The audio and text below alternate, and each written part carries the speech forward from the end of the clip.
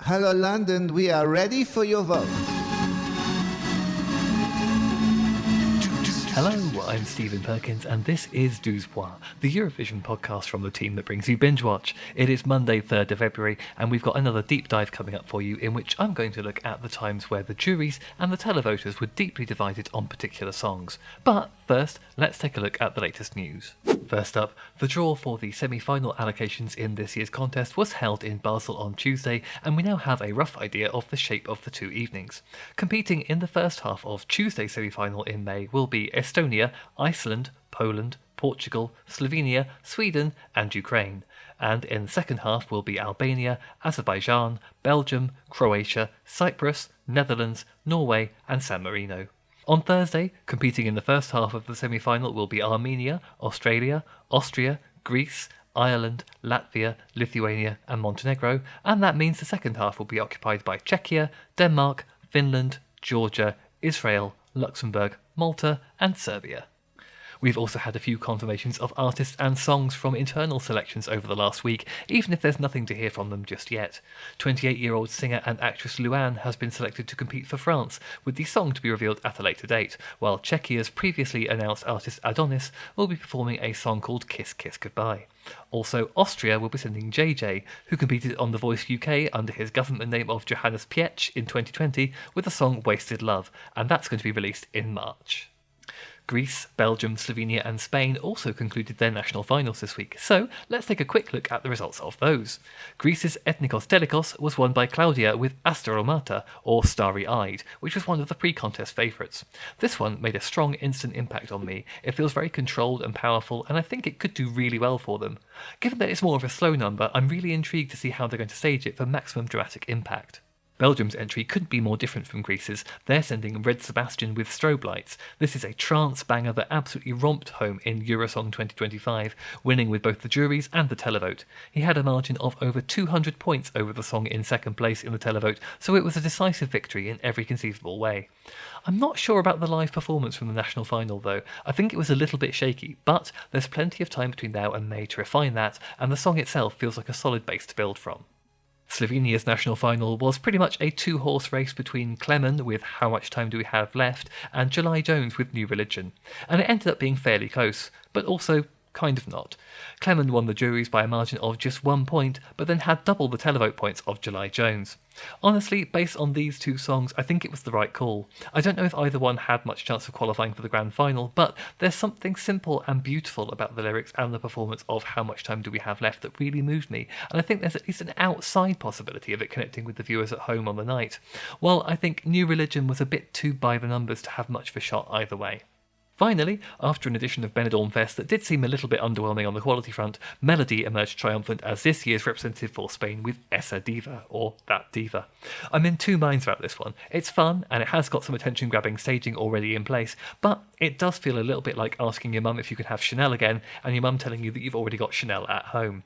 But Melody is at least a talented singer and a charismatic performer, giving 100% Drag Race lip-sync energy throughout, and even helicoptering her ponytail at one point, so if sheer enthusiasm can carry you through on the night, I think she's in a fairly good position. Now, you could say that the Eurovision Song Contest is a song competition forever in search of a scoring system that works for everybody.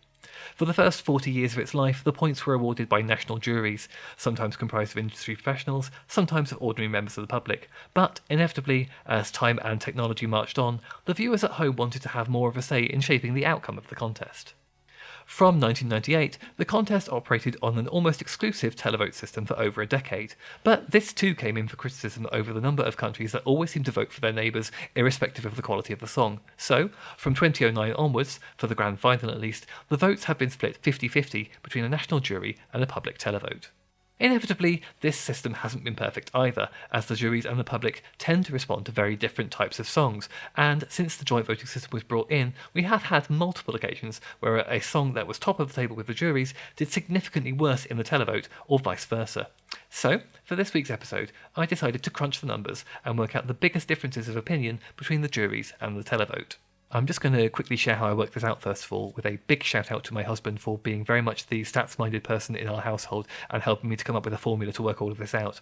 I went through all of the published individual scores from each grand final since 2009, worked out each country's jury score and televote score as a percentage of the overall number of points available that year, which of course varies from year to year depending on the overall number of countries competing in the contest, and then compared the two stats to see the overall percentage difference. So, bear in mind, the following results don't take the semi-finals into account, purely because the overall number of points available in those is smaller and it would have skewed the data. As much fun as it would have been to dwell on the 2022 contest when Azerbaijan qualified for the grand final despite having received 0 points in the televote. For statistical reasons, I have also had to exclude the 2013 contest from the results because the EBU didn't actually release the full points breakdown that year and instead released the average ranking that each song had received in the overall jury and televote. So that data is kind of useless to us for the purposes of this episode, and my apologies to anyone who was hoping to hear all about how Cesar's It's My Life for Romania was done dirty by the juries. We'll have to save that one for another time.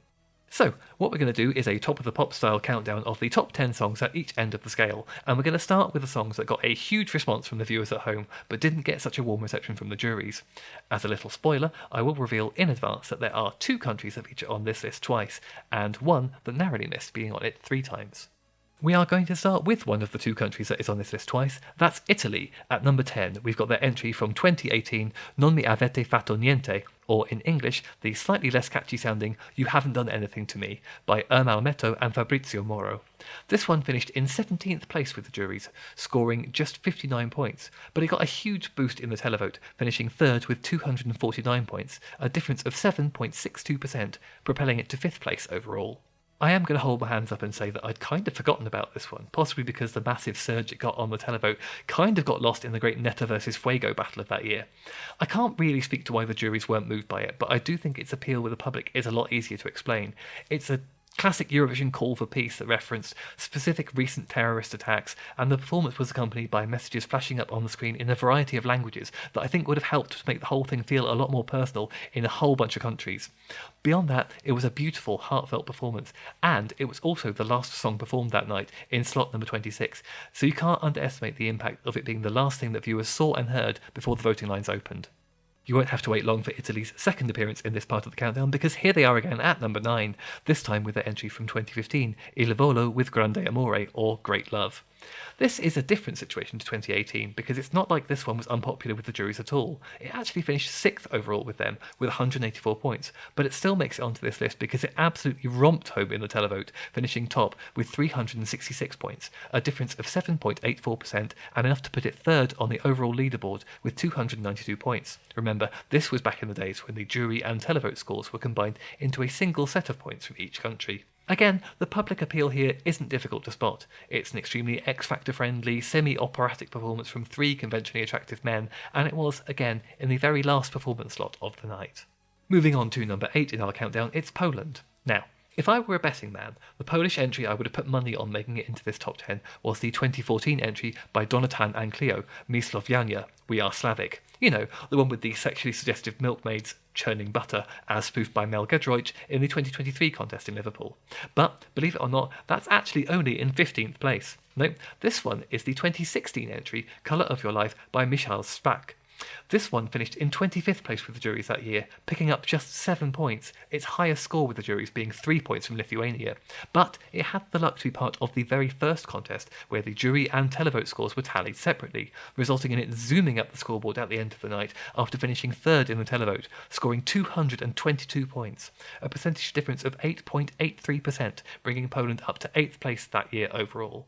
It was one of 2 big shocks in that part of the evening, the other being Austria's Zoe with Luan DC, who finished 24th with the juries and 8th in the televote, since every other country in the televote top 10 had also been top 10 with the juries. I must admit, I was taken by surprise that Colour of Your Life was such a huge hit in the televote, because it hadn't really landed with me that night at all. Possibly because I was still smarting that Margaret's Cool Me Down had fared so poorly in that year's Polish national final after an admittedly ropey live performance. But, if anything, Poland's success with the viewer vote that year just went to show how much the Eurovision audience responds to a sincere ballad sung extremely well by a performer with considerable stage presence and an ability to connect with the cameras. So maybe there is something in there for Slovenia to take away this year. At number 7, it's the other country making its first of 2 appearances on the countdown, and get ready to boo and hiss because it's Russia. We're still in 2016 for this one, Sergei Lazarev with You Are the Only One. Much like Italy in 2015, this one wasn't really done dirty by the juries by anyone's definition. It finished 5th with 130 points, but thanks to a catchy chorus and some memorable staging, it was the televote winner that year with 361 points. That's a difference of 9.48%.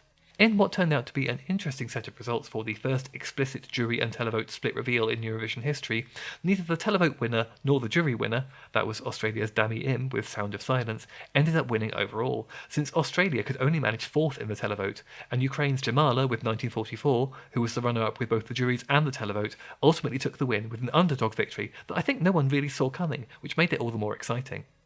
Just missing out on a spot in the top 5, at number 6 we have the 2022 entry from Moldova. That's Zob Shi Zdub and Advahov brothers with Trenuletzel. It finished 20th with the juries with 14 points and 2nd in the televote with 239 points, a difference of 9.7% that took it to 7th place overall that year.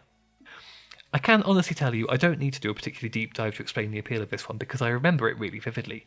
2022, you may remember, was a grand final that was a little bit top heavy with ballads, and there was a point in the middle of the running order where we'd had 5 of them back to back, and I think a lot of us were craving some respite. Then came Moldova with this delightfully jolly piece of fiddle pop with a hey ho let's go refrain, and I honestly cannot describe the relief that came with it when the pace of the whole evening just seemed to lift by about 500%. I can understand why the juries didn't go for it, but the viewers at home were clearly so grateful for something fun and up-tempo at that point in the evening that they remembered this one very clearly when the lines opened. At number 5, it's Russia again, boo, hiss, etc., from 2012 with Party for Everybody by Buranovsky Babushki. This one finished in 11th place with the juries, netting 94 points, but finished 2nd in the televote with 332 points, a difference of 9.77%, finishing 2nd overall. Again, this is one of those cases where the jury-televote split is not particularly hard to explain. This was a gimmick entry, a group of extremely adorable grandmothers singing a mostly self-penned folk song about cooking a lovely loaf of bread for when their families come home, which they then acted out on the stage, and then putting a donk on it for the chorus, which was in English. They weren't the best singers, hence the lack of love from the juries, but it was never meant to be for them. This was meant to be the funny song that resonated with the viewers at home, and it worked. At number 4, you'll all know this one, Finland, 2023, The People's Princess, Karja with Cha Cha Cha. This one, I think, actually performed better with juries than any of us were particularly expecting, finishing in 4th place with 170 points. But in a year where Sweden's Loreen was absolutely hoovering up the jury votes with Tattoo, that was still just under 7% of the available points. He did far better with the voters at home, topping the televote with 376 points, a 17% share of the available score, giving him a 10.07 percentage difference. And we could sit here relitigating whether Karja or Loreen was the true winner in 2023, but let's not pretend that hasn't been done to death already, and let's move on. At number 3, it's my personal poster child for being absolutely robbed by the juries. It's Norway from 2019, Kano with Spirit in the Sky.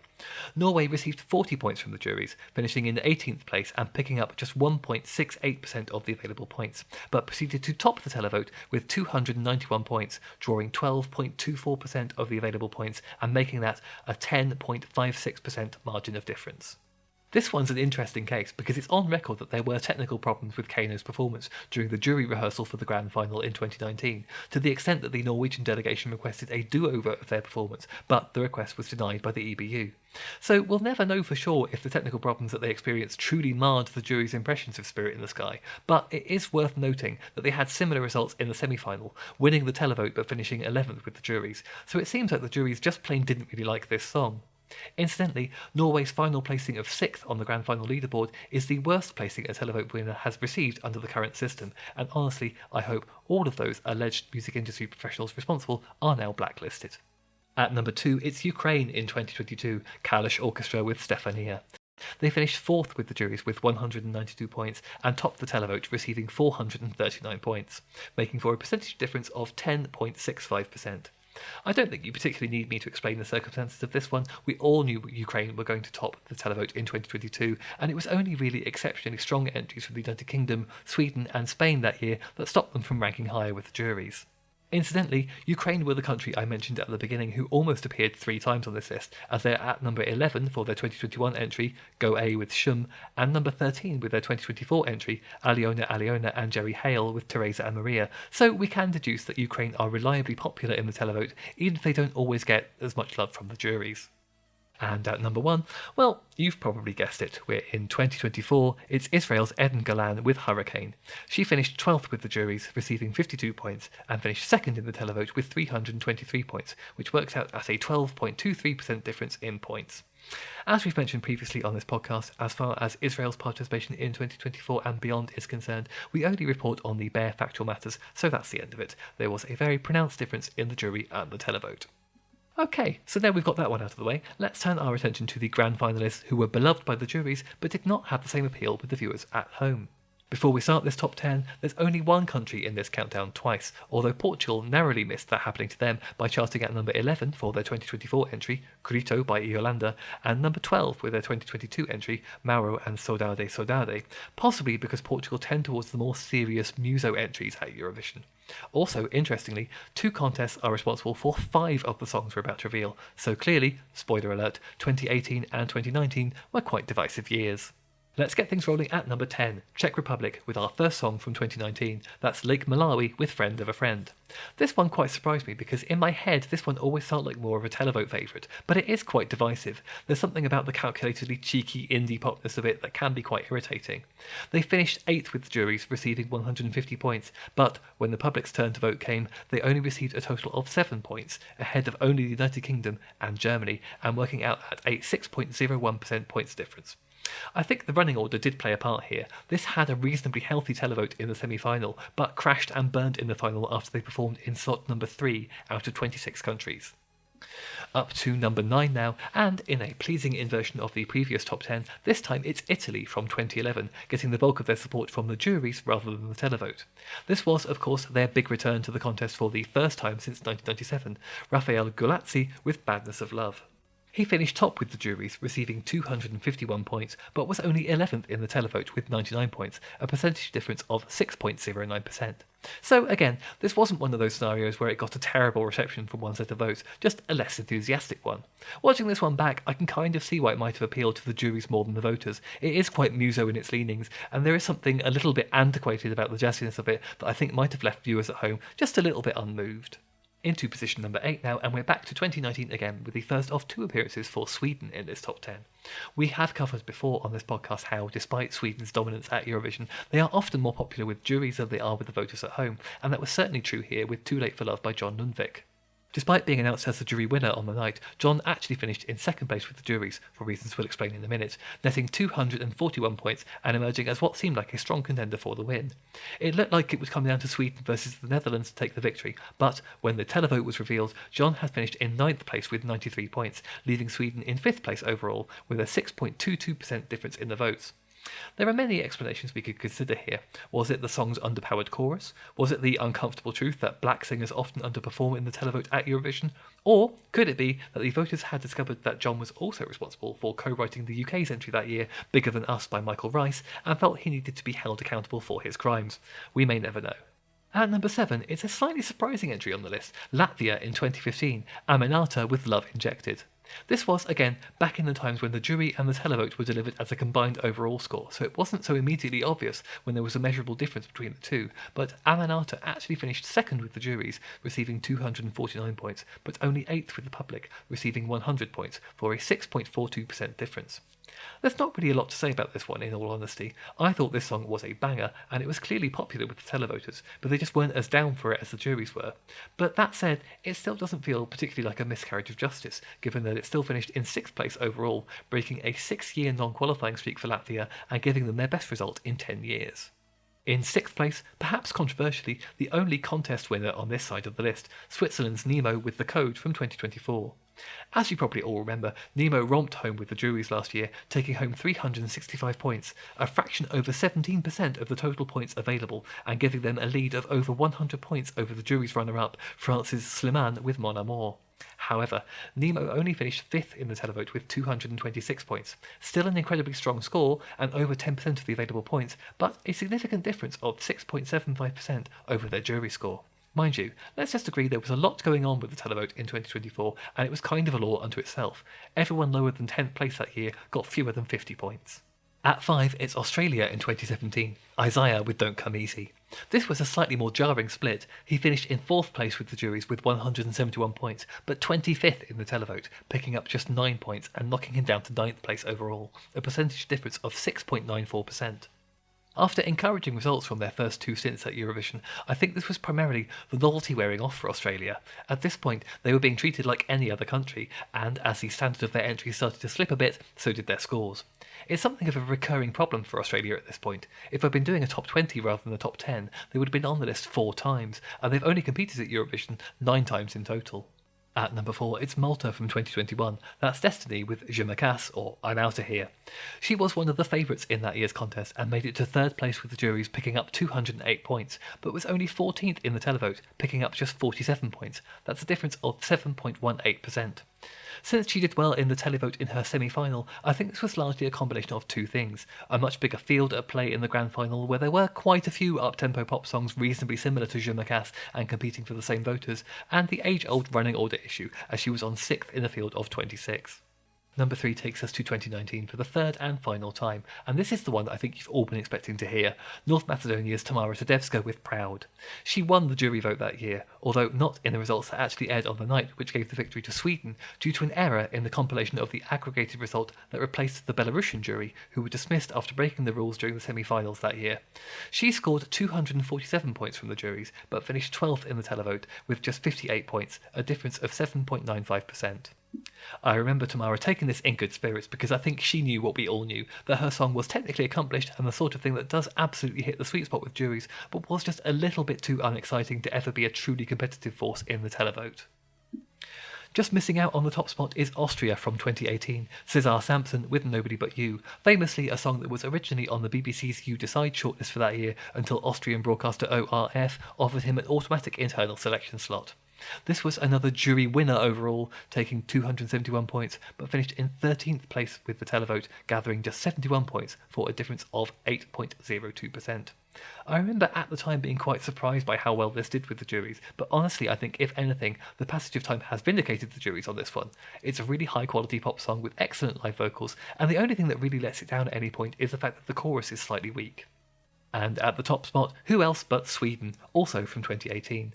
This was Benjamin Ingrosso with Dance You Off, who was just 18 points behind Cesar that year, in 2nd place with the juries with 253 points. But he fared even worse in the televote, picking up just 21 points, finishing in 23rd place with a points difference of 9.3%.